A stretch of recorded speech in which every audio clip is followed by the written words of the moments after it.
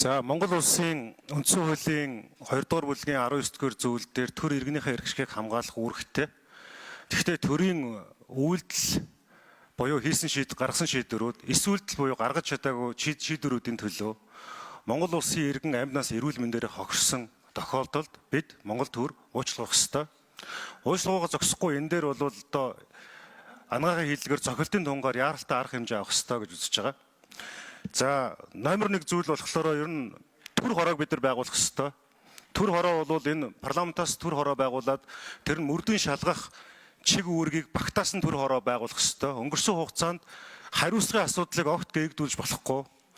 Жишээлбэл зүрхний эмч Бундангийн болд сайхан гуайн нэг одоо олон нийт тандсан мэдээлэлээр 1990 оноос хойш Монгол улсын иргэдийн үр хөндлөлтийг асар өндөр тоо гэж бичсэн байсан. Ойролцоогоор 900 мянга.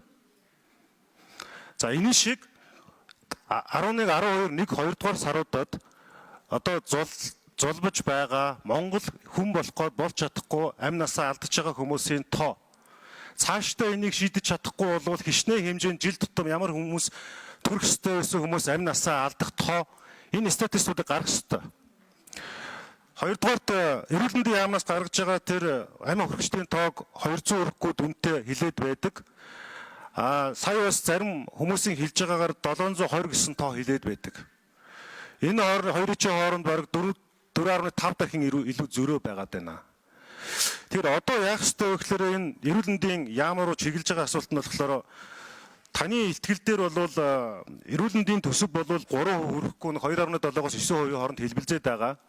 Цаашлаад олон улсын жишг бол 6% руу очих ёстой гэд байгаа. Тэгэхээр энийг ямар үе шатаар нэмэх вэ? 3-7 хоногийн өмнө хэдүүлээ хэлцүүлэг дээр энийг ярьж ирсэн. Эрүүл мэнд бас салбарын асуудал биш, үндэсний аюулгүй байдлын асар том асуудал болцсон.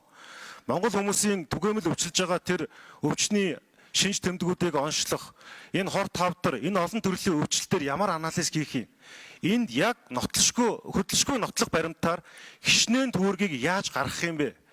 Энийг төр хороон дээр хиймээр байна. Хоёрдугаар дээр 720 хүн амнасаа алдсан гэдэг байгаа дээр бол мэдээж цагдаагийн ерхий газар болон эрүүл мэндийн яам дээр энэ дэр төр хороо байгуулад маш нарийн мөрдөн шалах үйл ажиллагаа явуулах ёстой.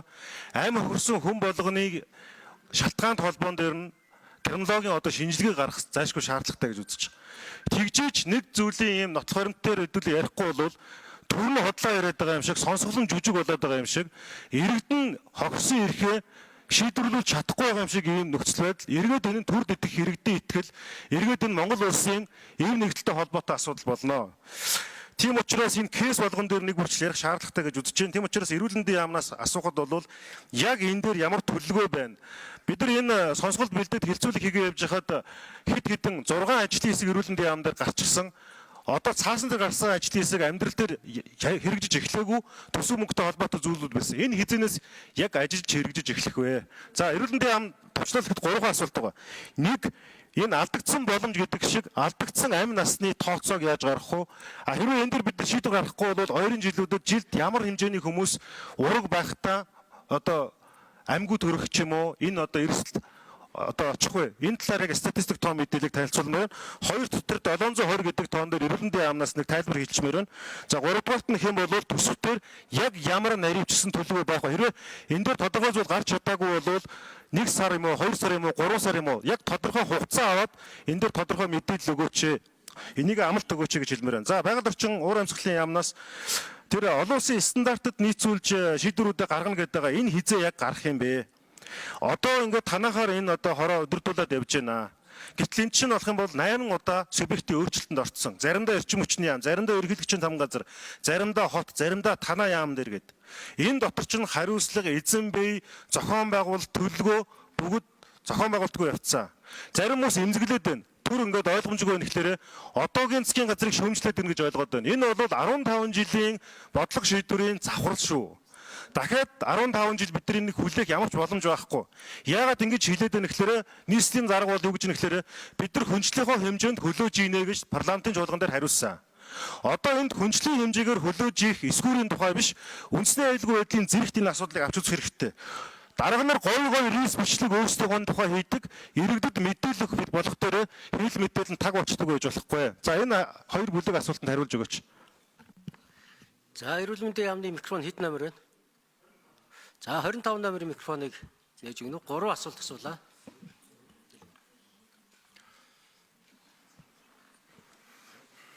За бид гишүүний асуултанд хариулъя. 720 гэдэг тог би өнөөдөр сонсож байгаа. Эрүүл мэндийн яамны баталгаажсан статистик мэдээллээр бид анхны сонсгол дээр бас мэдээлэл өгж байсан. За яг тэр мэдээллийн дагуу би бас дахиад өнөөдөр мэдээллийг давтаж өргөе. Дээрээс нь 1 сарын 1-ээс өнөөдрийг хүртэл бас үзүүлэлтийг бас хариулт хэлье. Нийтдээ 2017-оос 2024 онд нийтдээ 11,786 хүн ямар нэгэн байдлаар одоо энэ угаатсан тохиолдол бүртгэгдсэн байна. За энэс угаартаж тусламж үйлчлэгээ авсан 24 оны байдлаар 2662 хүн, орон нутагт 117 хүн.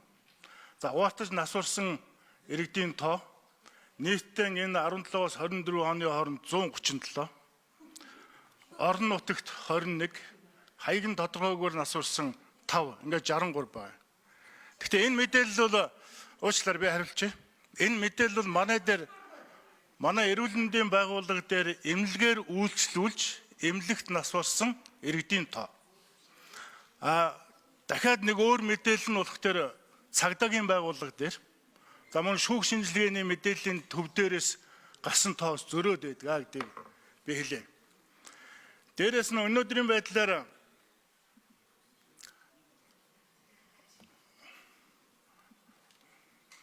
за өнөөдрийн байдлаар 2025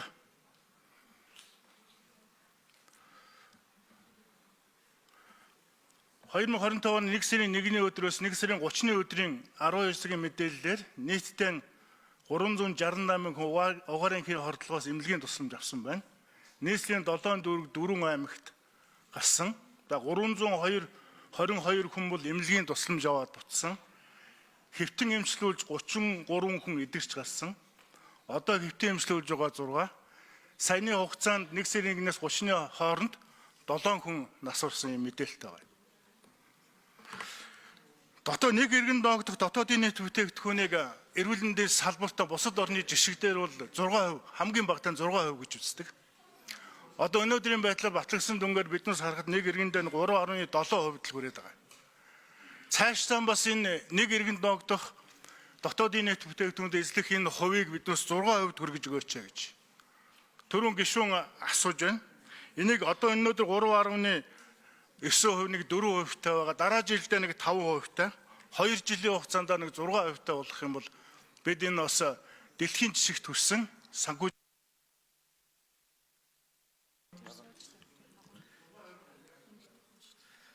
За.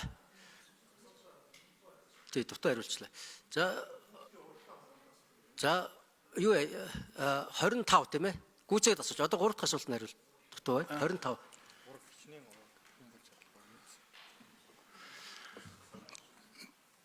За хүүхдийн ургийн дэгдэл ер нь бол одоо ингээд утааны уйлрал ихсэж байгаа толгой утааны уйлрал утааны саруудад бол жирэмсэлтийн байдал жирэмсэлт нь бол одоо цөөрдөг хүүхд төрөх хүүхэд олох хүүхдийн одоо жирэмсэлтийн хугацаа бол иргэдийн дунд цөөрдөг тоо гарсан байгаа. Дээрээс нь энэ утаатай холбогдуулан агарын бохирдолтой холбогдуулаад жирэмсэн ихэд урагт нь бол нөлөөллүүд гарч байгаа.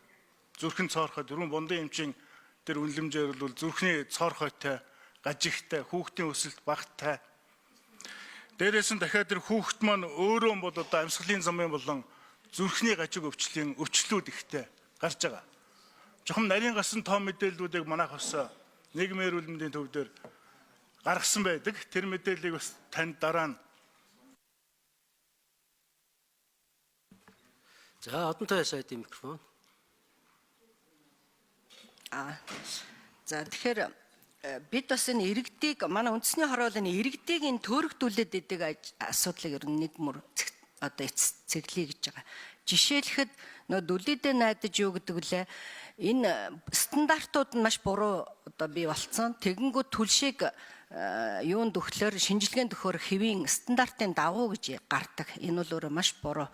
Гэтэл энэ нь бол хүний эрүүл мэндэд асар их хортой ийм зүйлүүд байгаа. Тэгэхээр үндэсний хороо сая 3 албан даалгавар гаргасан. Нэгдүгээр гадаад орчны одоо агаарын чанарыг бол энэ байгаль орчны уур амьсгалын өөрчлөлтөд яам хариуцаж ажлын хэсэг байгуулад ажиллаж байна. За дотоод орчныхыг бол эрүүл мэндийн яамд өрг өгсөн байгаа. За түлшний стандартыг өөрчлөхийг эрчим хүчний яамд өгсөн байгаа. Тэгэхээр энэ стандартуудаа хүний биед хоргүй байдлаар гаргаж байж энэ шинжилгээнүүд дараа дараагийн ажлууд зөв явнаа. За хоёрдугаарт энэ PM10 тос. За одонтой сайдын микрофоныг нэй. За хоёрт энэ PM10 тоосонцрын асуудлыг ингээд та нар агаар эмээс харахаар 100 бол хэвэн гэж гардаг. Энэ бол маш буруу. Өнөөдөр Таиланд 106 хөрөнгөт бүх сургуулаа хаасан, метрогоо бүгдийг үнгүй болгосон. Агтл манайх 100 хэвэн гэд ингээд явж байгаа нь өөрөө энэ дембийн зөвлөмжийн траас бүр хол дали байгаа. Тэгэхээр дэлхийн улс орнууд 15-аас 30 л байдаг. Тэгэхээр манай үндэсний хорол бодит болгоё гэж байгаа учраас энэ асуудлууд бол энэ одоо индекс чанарын стандартуудыг шинжилсэнтэй холбоотой бол бодит мэдээлэл гар. Мэдээ дэлхийд аимшигтай сонсогдно. Гэхдээ бид нар энэтэй аль болохоор эвлэрэх энэ буруугаа нуух биш. Яаж энэ асуудлыг шийдэх вэ гэдэг дээр энэ ч одоо онцгой байдал, бүр дайны байдалтай л баг зөөрлж болно шүү. За Эрдэнэ олд гишүүн тодруулъя. Эрүүл мэндийн яам дээр би нэг зүйлийг хэлэх гээд байгаа. Одоо ингээд төрөлт гэхээр жишээлбэл өнгөрсөн 24 оны 8 сарын байдлаар төрөлт өмнөх оныхоос жишээлбэл 11, 19 буюу 12% буурсан байна л да. Тэгээ төрөлт буурж штэ. Тэгэхээр чи энэ юу гэдэг нь гэхээр мэдээж энэ урагт нөлөөлдөг гэдэг нь тодорхой болчлоо. Тэнгүүт яг утаанаас болоод жилд хичнээн хүүхэд эхийн хэвлий дотроо бүрэлдэж төрж чадахгүй эндээд байгаа юм бэ гэдэг статистикийг гаргамаар байгаа. Энд чинь одоо нөгөө нэг тэр 137 хүн үү 720 хүн үү гэдгээс гадна төрөх байсан хүмүүсийн эрхийн асуудал болчиход байгаа байхгүй да. Энэ дээр судалгаа статистик заашгүй шаардлагатай хэрэгтэй. Хоёрдугаар түрүүнийг оролцогч хэлсэн шүү дээ. Бүр ядаж тэгвэл болохгүй болвол биднэрт ингээд мэдээлэл өгөөч. Хизээ салхи хвшаа нээх юм. Хизээ тэгвэл жирэмсэн болох юм тий. Төрлөгөт одоо бид давхар болгож байгаа хүмүүсийн хувьд жишээлбэл Улаанбаатарын Баян Уушуунд жишээлбэл гэр бүл төлөвлөх гэж байгаа хүн бол